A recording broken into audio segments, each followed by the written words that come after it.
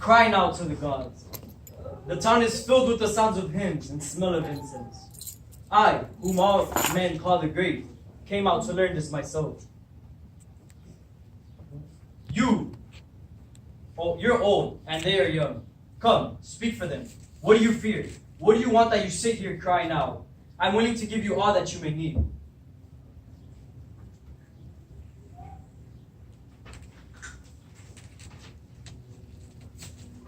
I pity you, children. I know all of you are sick, yet not one of you suffers as much as I.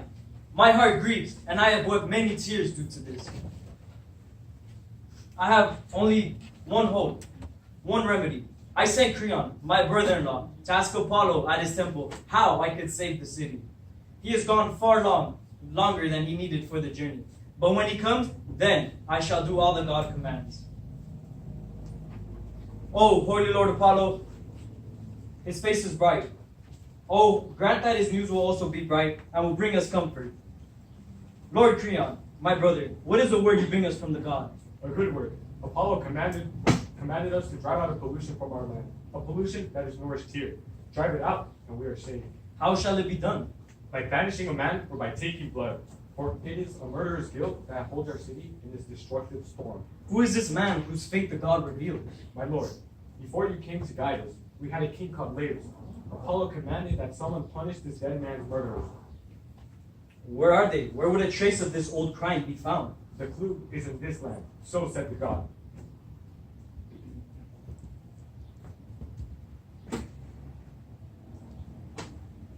Where did this murder take place? The king was on a trip and never returned. Was there no messenger, no fellow traveler who knew what happened? They were all killed, except one. He fled in fear, and he could tell us nothing in clear terms of what he knew. Nothing but one thing. What was that? If we had a clue, we might discover more. This man said that the robbers were many. There was not a single man stealing. Because of the rippling things, we neglected the mysterious crime and sought a solution to the troubles before us. That was long ago, before we came. I swear by Apollo that I will bring this to light again. Whomever he was that killed the king may readily wish to kill me with this murderous hand. Children, go now. I will do what is needed. God will decide whether we prosper or we remain in sorrow. What is the sweet voice from the shrine of Apollo, rich in gold, that I have heard? I am racked with doubt and fear, and in trembling hold my heart, and I worship full of fears, for what will pass throughout the years. No spear have we to drive away the plague, no children are begotten, our sorrows are without number. Mighty Zeus, are we forgotten? In unnumbered deaths dies the city. Those children born like dead on naked earth without pity. Gray-haired mothers and wives stand at the altar with hymns to Father Zeus to spare our lives. Hear my words, citizens of Thebes, for in them you will find strength.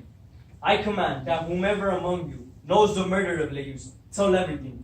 In telling, there shall be no punishment, but the murderer shall be banished to save our land. Or, if you know the murderer, speak the truth, for I will pay and be grateful too. But if you be silent, beware. I forbid anyone to welcome him or to let him join in sacrifice of the offering to the gods, or give him water. I command all to drive him from his homes, since he is our pollution. I stand as a champion of God and the man who died. Upon the murder, I invoke this curse.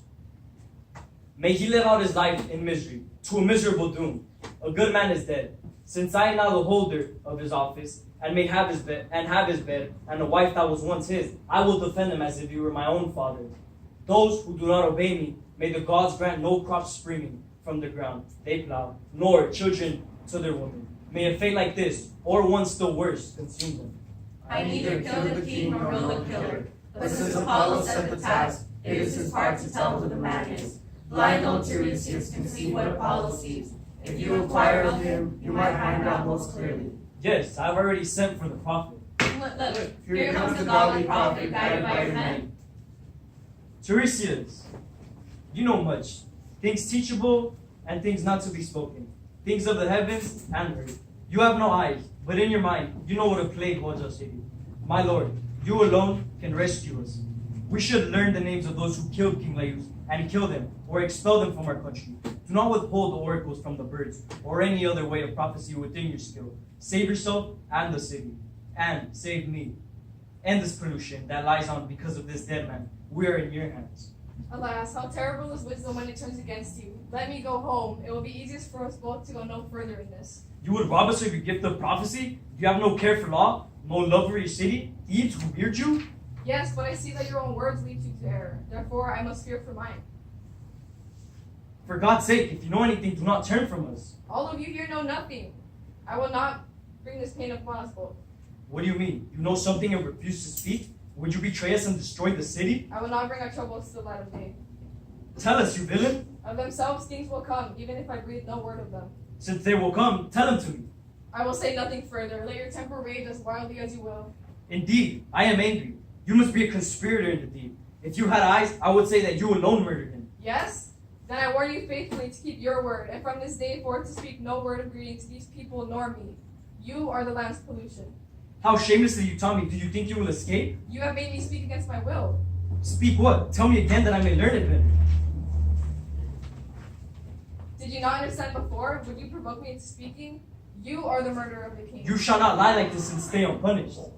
I say that with those you love best, you live in foulest shame and do not see where you are wrong. Do you think you can talk like this and live to laugh at it hereafter? You're blind in mind and ears as well as in your eyes. And you are a poor wretch to pile upon me insults which everyone soon will heap upon you. Was this your own design or was it Creon's? Your ruin comes not from Creon but from yourself. My one-time friend Creon attacks me secretly for wealth and power. He wants to drive me out and devises his trick with this beggar who has only eyes for his own gains, but blindness in his skill. Before I defeated the Sphinx by answering its riddle, where was your gift of prophecy then? I came and stopped there. Mine was no knowledge got from birds, and now you expel me because you think you will find a place by Creon's throne? We look on this man's words and yours, and find you have both spoken in anger. I have the right to speak in my defense against you. I live in the service of Apollo, not yours nor Creon's. Listen to me. You have called me blind, but you have your eyes and see not where you are in sin. Do you know who your parents are? And of the multitude of other evils between you and your children, you know nothing.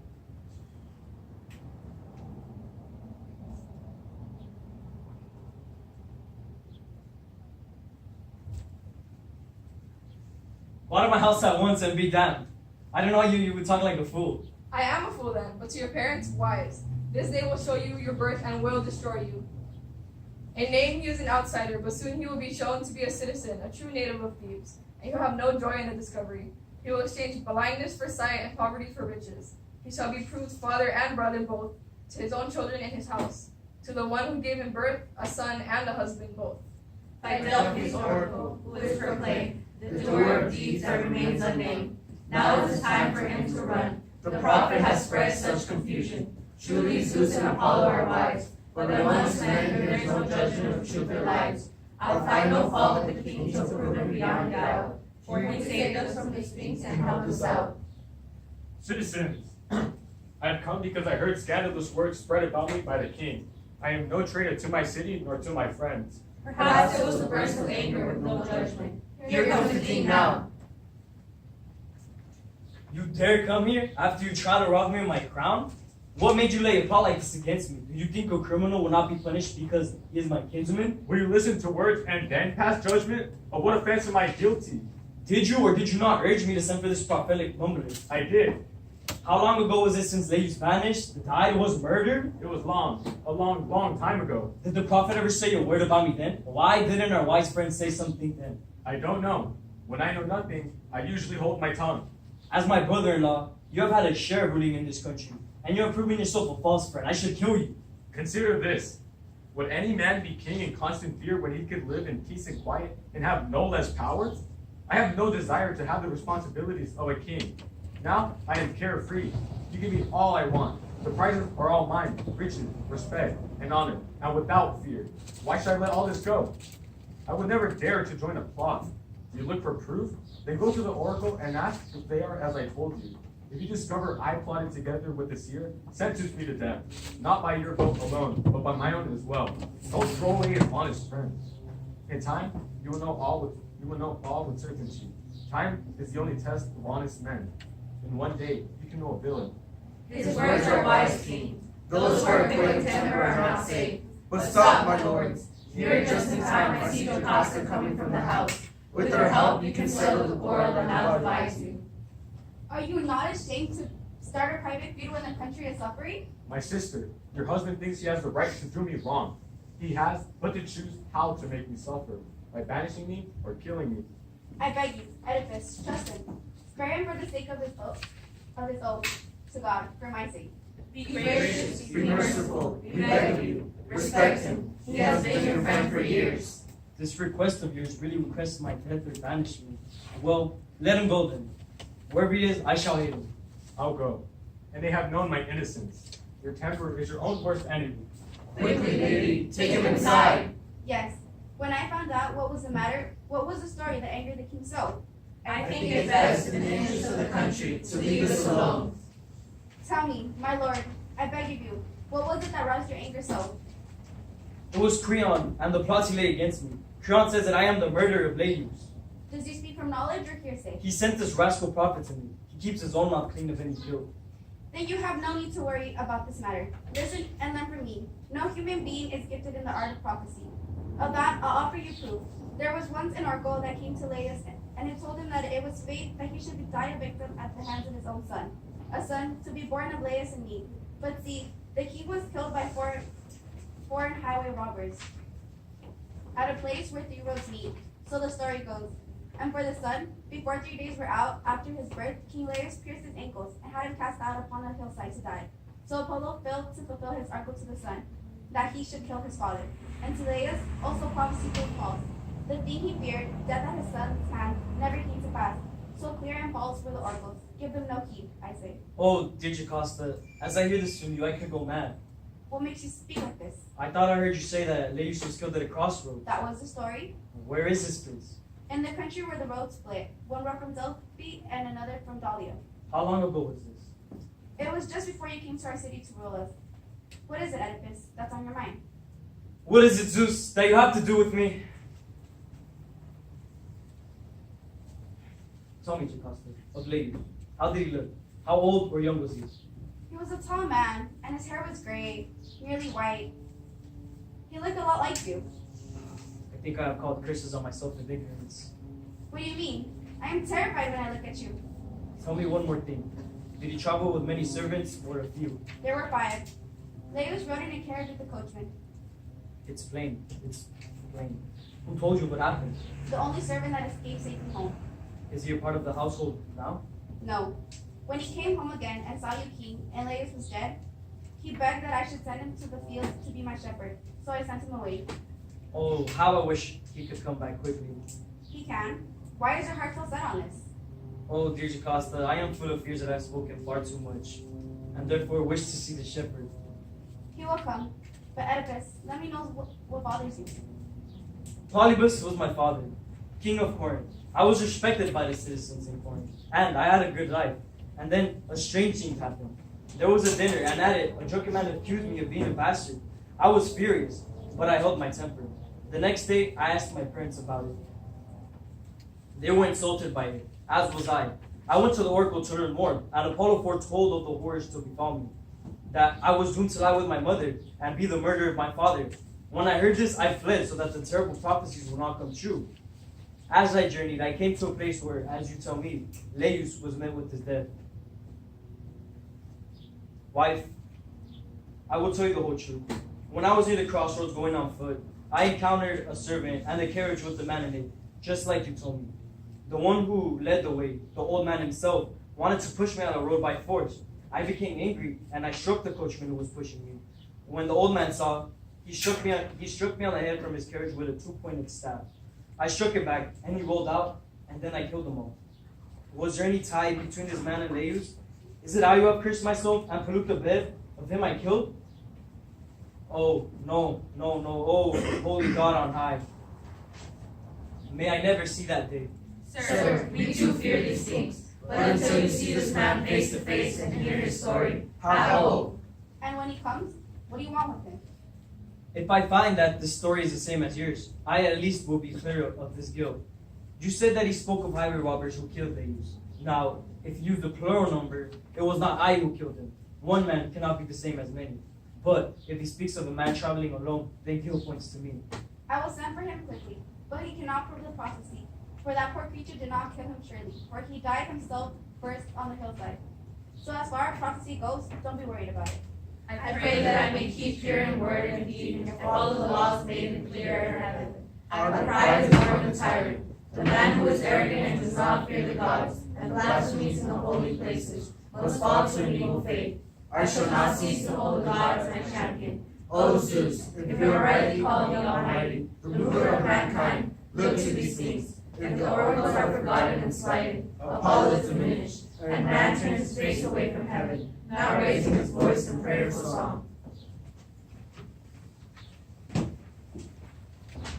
Princes of the land, I will go to the gods' temples, bringing garlands and gifts of incense. Oedipus excites himself too much. May they grant that we escape free of the curse.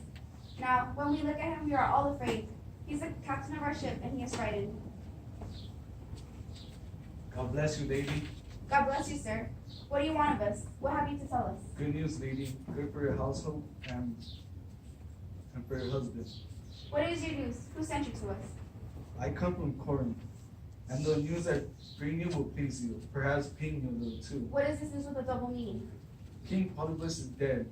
The people there want Oedipus to be their king. Be quick and run to the king with the news. Oracles of the god, where are you now? It was from this man Oedipus fled, and now he is dead, and not killed by Oedipus.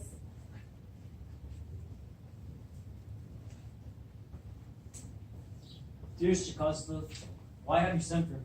This man is from Corinth, and he tells that your father Polybus is dead and gone. What's this you say?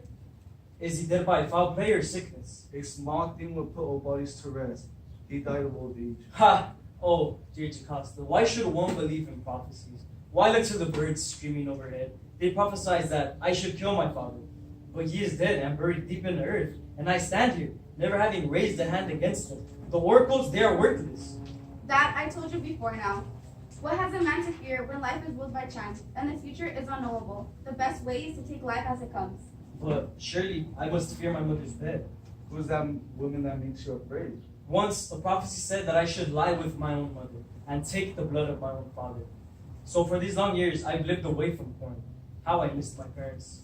This was the fear that drove you away from Corinth? I do not wish to kill my father. It's plain that all your fears are empty. Polybus was no kin to you in blood. What? Was not Polybus my father? No more than I. Why then did he call me son? He took you as a gift from these hands of mine. Was I a child you bought or found when I was given to him? On the slopes outside of town, you were found. I was a shepherd then, and the man that saved your life, son. What was wrong with me when you took me in your arms? Your ankles should be witnesses. Why do you speak of that old pain?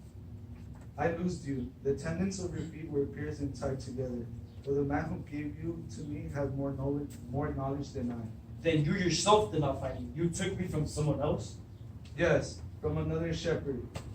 He was Laius' man. Do any of you know about this man, Jocasta? Do you know about this man whom we have sent for? Is he the man he mentions? Why ask of whom we spoke? Don't pay it any attention. I beg of you. Do not hunt this out. I beg you. If you have any care for your own life, what I am suffering is enough. Take courage. If my mother was a slave, I must know the truth. My Oedipus, God help you. Keep from you the knowledge of who you are. Here, someone, go and fetch the shepherd for me. Oh, Oedipus, unhappy Oedipus. That is all I can call you, the last thing I shall ever call you. Why has the queen gone in wild grief? Oedipus, rush from us. I fear that her silence will break a storm. Let break what will, but find the secret of my birth. Was my mother a humble slave, or... I think this is the herdsman we were seeking. This is he! Old man, look at me and tell me what I asked you. Were you ever a servant of King Laius? I was. Most of my life was spent among the flocks. This man here, have you ever had any dealings with him? No, not that I call to mind. Do you remember giving me a child to bring up as my foster child? Why do you ask this question? Look, old man, here he is. Here's the man who was that child. Damn you! Hold your tongue, you bending fool! No, old man. Don't fight fault with him. He speaks out of ignorance. If you won't talk, pain will encourage your tongue. Oh, please, sir. Don't hurt an old man, sir. Here, twist his hands behind him. Why? What do you want to know? You gave him a child? I did. I wish I died that day. You will die now unless you tell me the truth. And I'll die far worse if I should tell you. Where did you get this child from? Was it your own or did you get it from another? Not my own. I beg you, master, please, don't ask me more. You're a dead man if